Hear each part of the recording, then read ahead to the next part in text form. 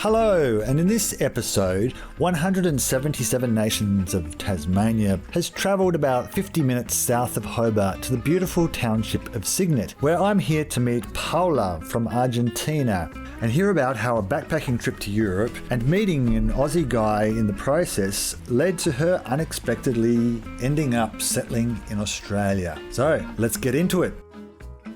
So I'm from Argentina and I grew up in Buenos Aires, very much as a city girl.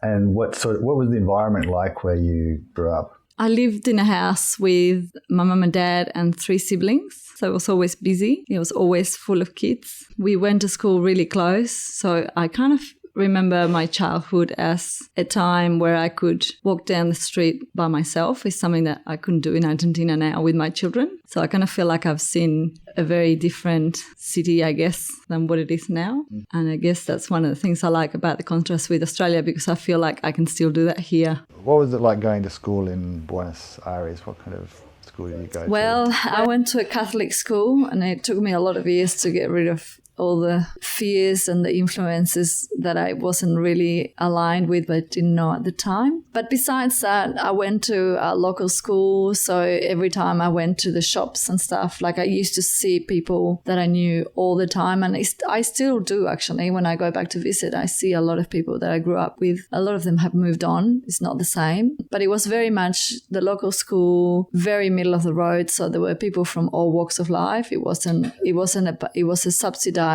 Catholic school, so it wasn't an expensive school by any means, and so we had people that had very different realities, and I translated that into what I want to give my kids as an experience. Like I never wanted them to go to a school where they only get access to a narrow bracket of people. But in general, in my school, most parents were professionals or educated. I had, it was a rich community with good sort of general culture, and most people did other activities. Like I studied English, which became really handy for the second part of my life.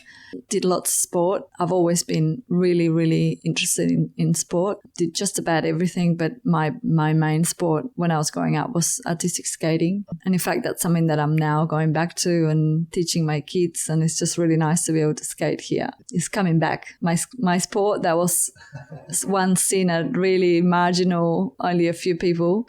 Now you can't get skates. They're sold out. It's really good. And so when did you leave Argentina, actually?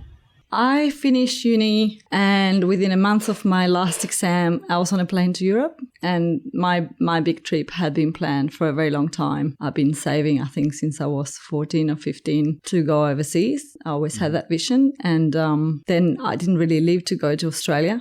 I left to go to Europe and to have an experience there, and I had studied a lot of history of art and architecture. I've done a design degree, and also I had a lot of those subjects in high school as well. So I was very curious about the old world, but never thought I would end up in Australia. Yeah. I was traveling with a friend of mine at the time from uni, and I saw this guy, and that was it.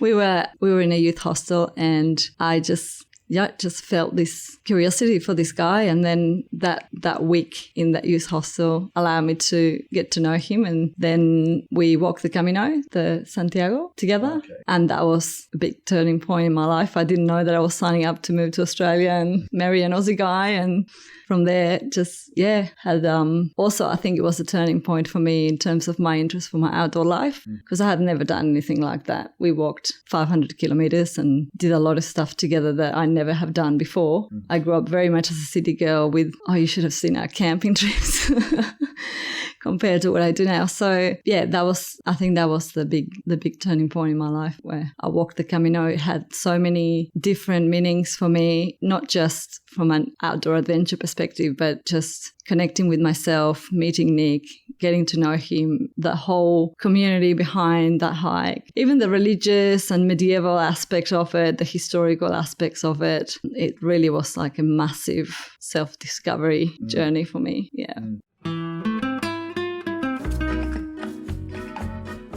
Okay, so what was it then like for you to come to Australia for the first time?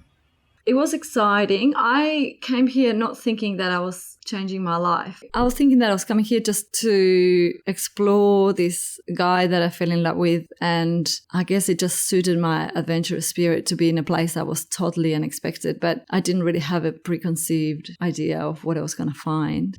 So I landed here, and I immediately, by chance, when I was doing my immigration papers, met someone from Uruguay who linked me to this massive Latin American community in Perth, and I started doing events with them and dancing and organizing street parades and met a lot of friends. We used to organize big parties. I felt really proud of my culture, but I think in a way I wasn't really ready to let it go as well. Like I was craving a lot of that. And we would get together and have meals that were all, Argentinian or Brazilian or Peruvian or whatever, because it was a Latin American group, not just Argentinians. But I didn't really have a preconceived idea of Australia. I think at the beginning, I wasn't really trying to replicate my life over there, but I was kind of on holidays in a nice place and finding everything that resonated with Latin American. And so those things you were talking about, all the dancing food, were those things that you did a lot in Argentina? Yes. Yeah, I think but you crave it even more when you don't have it. You take it for granted when you're in your country, and then when you move to another country where nobody dances or people believe that you have to be drunk to dance, it's like... What's wrong with you people? So while I did a lot of that in Argentina, I think I never organized a street parade, or I never organized a party that was deliberately, showcasing culture. Over there, it just happens more organically, I think. You miss it. And I think for me, there's definitely been a time where I was a little bit dwelling on what I didn't have. And then I've met a lot of Argentinian people who would complain about the cost of buying dulce de leche, which is something that over there is like cheese to the French, or yerba mate, which is a drink that we drink and share, and it's just as much a drink as it is a ritual for us. And again, when you're there, you take it for granted because absolutely everyone who is drinking mate would offer you a mate, and here it's not something that you find. But then quickly I realized that I didn't want to be that soaking person that's crying for not having my Argentinian things that I grew up with. Not that I don't miss them, but I just didn't want to be, just crying for what I don't have. And immediately I embraced a lot more what Australia had to offer, I think, which really suits me.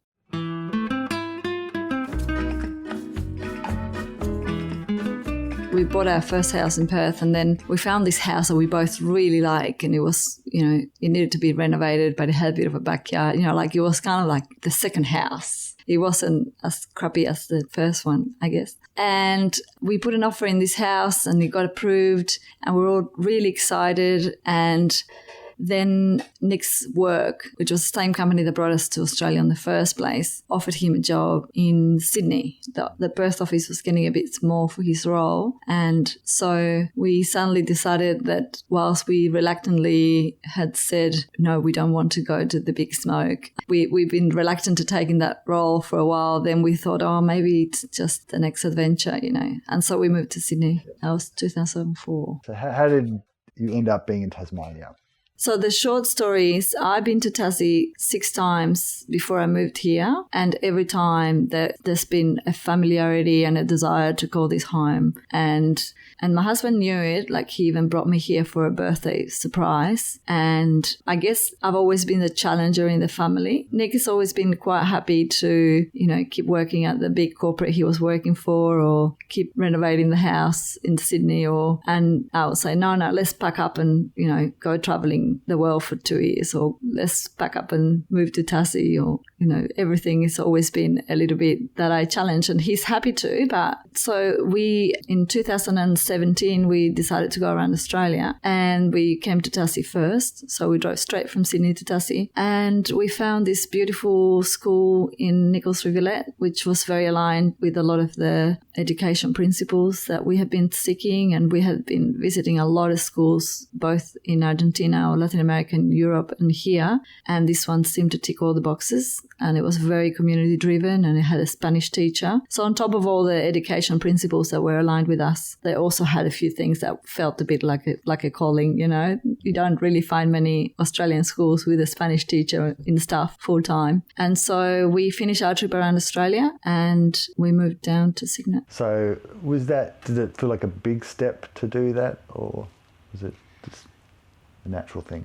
For me, it felt really natural, or at least it felt like something I really wanted to do. But more than that, I think I just couldn't see ourselves going back to a house in Sydney. You know, after a big trip and after having the kids with us for 2 years and after lots of really good challenges, cycling, hiking and really enjoying time as a family, I just couldn't see us back to normal life. You know, maybe even going back to Sydney to another house, but we loved our house in Sydney. So I think the move to Tassie was more a thing of like, well, now we need to make some changes to accommodate what we learned, not go back to same old. And yeah, it felt really natural to me. So was there a deciding factor that sort of helped you say we have to move here? The school, very much. The school, yeah. The community. We came down. We were camping up north just at the end of our time in Tassie, which we had extended multiple times because I didn't want to go. And we thought, if we're really serious about moving here, we might as well go back and check Cygnet, because we had been to the school, but we hadn't actually been in the town.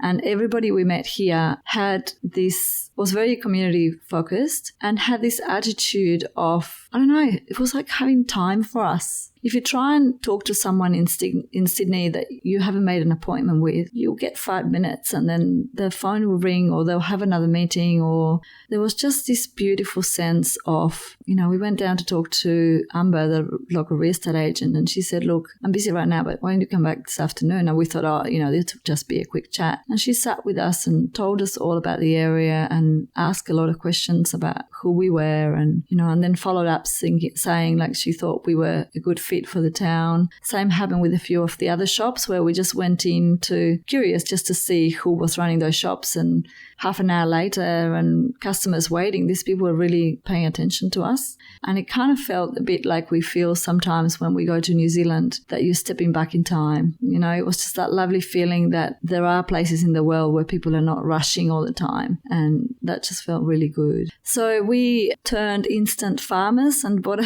a property 5 k's out of the township of Cygnet on the way to Humeville, and we're up on a hill. So for me, one of the priorities was to find a property that didn't receive water from another property, because I didn't want contaminated water running through our land. So we were so lucky to find a straw bale house that was being sold by the previous owner, and who we kind of mutually chose each other. So it was one of those really feel-good purchases where they wanted to sell it to us. We wanted to buy this place. So we're just sitting up on a hill looking at the valley and enjoying the serenity, even though it's quite a windy day. I think if there's one thing about Cygnet is that you get a view wherever you look, and I enjoy that very much. You've talked a little bit about the community here and how things are a lot more laid back. So you've been here how long? 2.5. Yep. January 18 we moved here. I think one of the really nice things about Cygnet is that people come here with a lot of intention for community. So I don't think it's a random thing that I feel like I found a really good aligned tribe to myself. I also always had the vision of setting ourselves up as a mini community. So we one of the reasons why we bought this land is because it had a few households, or potential for development of a few households. So we already live with friends and we garden together, and we do things as a community. We have a community dinner every week, and that's what I was seeking. I also think one of the things that I wasn't aware of at the time, but it worked really well for me now, is that often when I went to a new place in Australia, I always found really good friends and people very open to us and open to my culture and really welcome everywhere. But people kind of have their long-term friends and they've got their community. And so, you know, I often felt like I was missing that really close sisterhood, which I think because Cygnet is a place that has really reinvented itself, like in the last few years, a lot of people moved here for that reason, to find that community. And so I now can see how there's been a few souls like me that just wanted to connect with people. And because I left my country so many years ago, you know, my really good friends are over there, but I don't relate to them the same way. So that everyday sharing with really close friends was tough. And now I really feel like there's 4 or 5 people in this town that I choose and that they choose to be with us. And we look after each other and we're in constant community, you know, and that's, to me, that's just priceless. I think I'll keep venturing the world and I keep traveling a lot. And well, right now I feel very at home with COVID. I'm happy here, but I do feel like this is a place that I always come back to.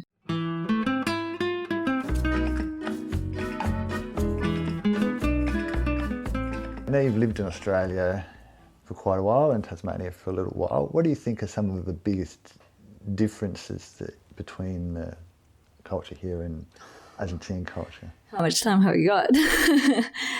I think one of the biggest differences is that sadly Argentina's had a lot of political issues and insecurity.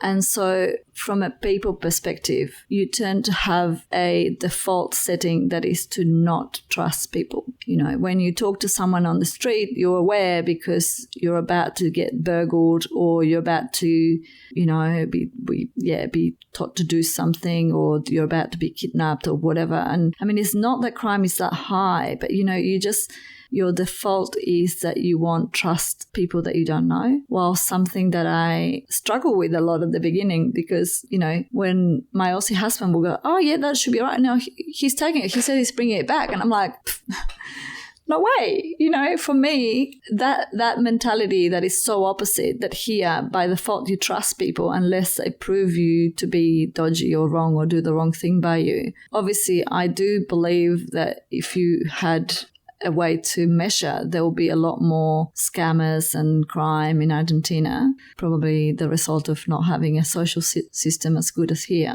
where people generally need money, go out and steal from other people, which is not something I'm proud of, but is the reality. You know, a lot of people in Argentina now live in fear, whilst I feel for me, it's been such a beautiful thing to be able to come home at 2 a.m. from skating or dancing and not feel that I have to have a gun in my pocket, or which I never would have, but, you know, that feeling of it's okay for a small-built female to come home in a miniskirt late at night and I don't feel that there'll be someone waiting to do something to me, because it's this default thing that you can trust people. And that's, you know, not that nothing ever happens, but in general, you're safe. For me, that's invaluable. I get anxiety when I go there, and it's not really a picture that I like to paint for people, because there's a lot of wonderful things in Argentina, and, you know, like all my people are victims of that. Like, I don't know anyone that steals for a living, but unfortunately that is there, and I think some tourists experience it. And certainly for me, like, I was robbed at gunpoint twice inside a house, where you feel like you're totally at the mercy of this person that is under the influence of horrible drugs, who tells you openly that he doesn't care if he gets caught or whatever, and that if you move, he's going to shoot you. And so I often say to my husband, oh, you know, we should just lock the door at night or something. And he goes, no, you're not going to get a person with a gun here, you know. I'm 20 years here and I'm getting better at it, but it's hard to reconcile, because how can the reality be so different? Yeah. I think that is the single biggest difference for me, because that was a source of massive anxiety for me. Then there's a lot of cultural things that are really beautiful over there, like this thing of people being, you know, happy to dance, happy to, I think they share more in a way. I think we are very individually focused in Australia in a way, which is something that I'm trying to change, at least in our life. And I want my kids to grow up in a different, not necessarily more Latin American, but just more community driven kind of upbringing. So I don't want to focus the only difference in that negativity, but that is one of the things. Culturally, I think maybe Australia's a bit younger, and I'm not sure how much Australia has embraced. Like, I think the Aboriginal culture here is absolutely beautiful, fascinating, and really interesting. Yet I'm not sure. I think there is a bit of a switch now towards embracing that Aboriginal culture. But I think in our countries, perhaps, you know, we have influence from Italy and Spain and France, and you can really see that in the way a lot of families operate and the food we eat and all that sort of stuff. Whilst Australia, I think, is more of a combination of, Australian culture is really that diversity of other cultures.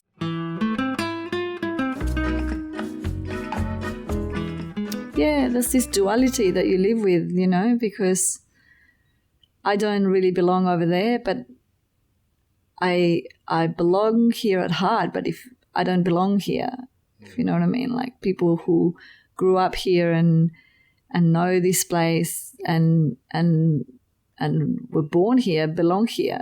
I came here and I make it belong, and I'm only just now reconciling after 20 years out of my country that home is with where your heart is, and that I can make this home. But I feel like I'm still working on making it home. I want to ask you what you think it means to belong. How do you know you belong to a place? How do you know if you belong? What a good question. I think it's just a feeling, And I don't even think it has to be by anyone else's filter. I think it's when you feel, and that's why I'm saying that I feel like I've still got a bit more work to do, because whilst I don't dwell on what I had in Argentina, and I got very clear that I don't want to live in Argentina anymore, I think there are things that I will always miss, and so it's reconciling that you live in a new place, and in order for you to belong, you need to let go of those things and embrace totally what you have here, which is, I think it's a really positive process that I'm going through. And certainly since I came to Tassie, I feel it's been a lot easier. And has there been anything, you had done quite a bit of research before you came to Tasmania, so you sort of knew what to expect to a large degree, I guess.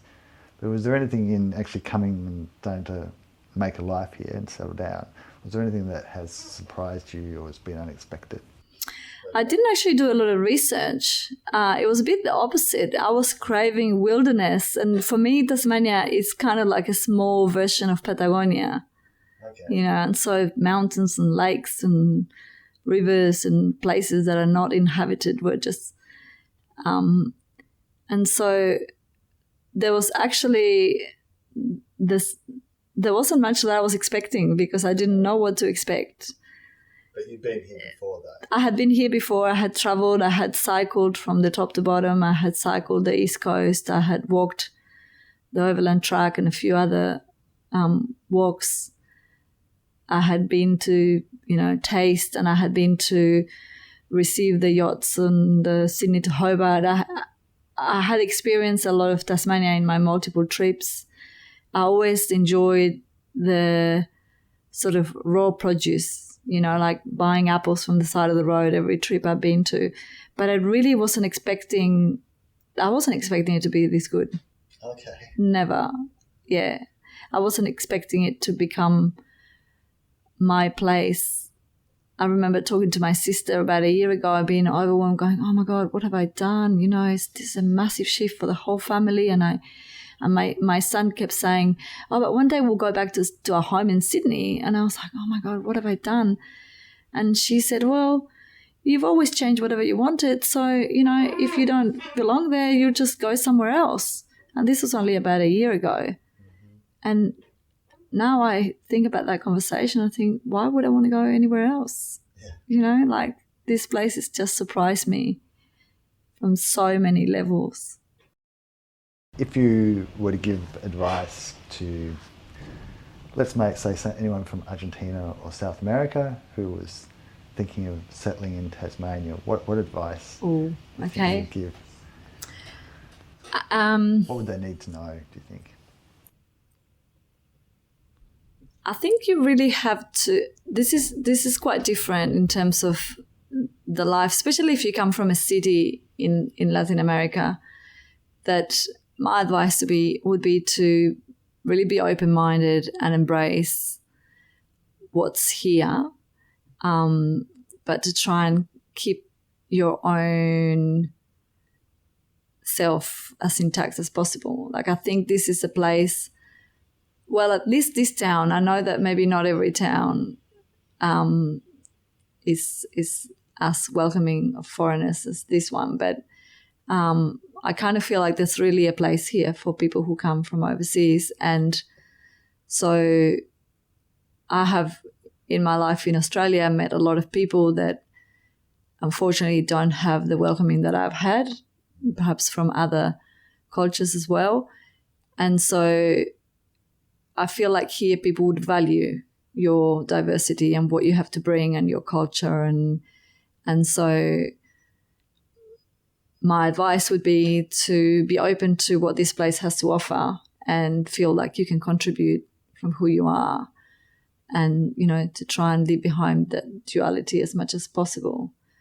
And I guess from an everyday living here perspective, to not dwell on not being able to buy dulce de leche, or, you know, there's just so many wonderful things here to eat and to experience, but they're not Argentinian, you know, or they're not from wherever people are. So that would be my advice, because I've met a lot of very negative people just sort of living here but living somewhere else, and finding that it's never enough. I think my journey is like I'm finally feeling like I found the place that it's enough and that I am enough as who I am, you know, and what I bring, you know, my skills in skating are really quite welcome here. And you know, when I run a couple of dancing classes, people want more, you know, and it's a good thing. It's not like you have to hide because you're different. Yeah. That's how I feel, and that's why I feel so comfortable with this place. It's a great way to end, I think. Thank you very much for your time. Pleasure. Great. That's a great way to end, I think. Thank you very much for your time.